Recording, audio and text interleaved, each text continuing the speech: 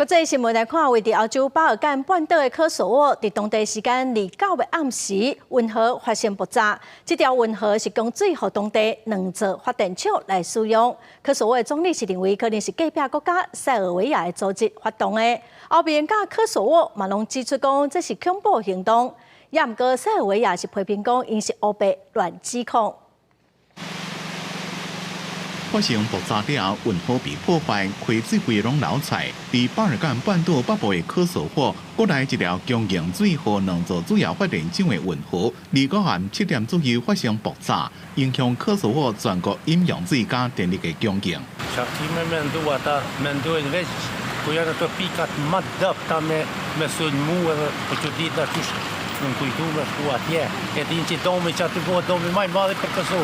这件攻击发生伫俄罗斯对乌克兰境内基础设施发动大规模攻击了，无到24点钟久。科索沃指控是边海国家塞尔维亚甲俄罗斯合作发动攻击。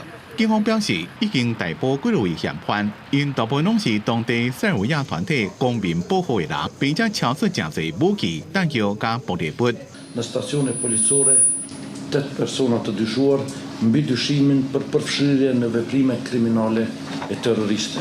We believe that Serbia is sponsoring this terrorist criminal attack of kinetic warfare against Kosovo, but this is being done in collaboration and cooperation with Russian Federation.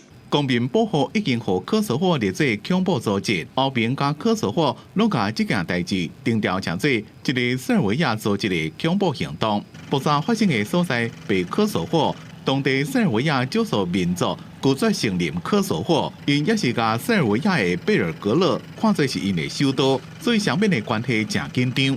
塞尔维亚总统武契奇驳斥讲，这项指控完全无根据，并且强调将会合作调查这件案件。 Imamo određene sumnje, ali će istraga konačno pokazati ko je naredio. Mi mislimo da imamo određena saznanja i ko bi mogao da bude počinilac.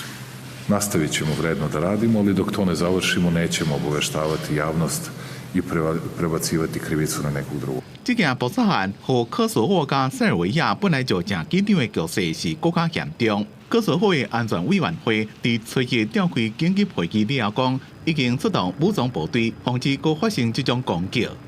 公司新闻张伟林编译。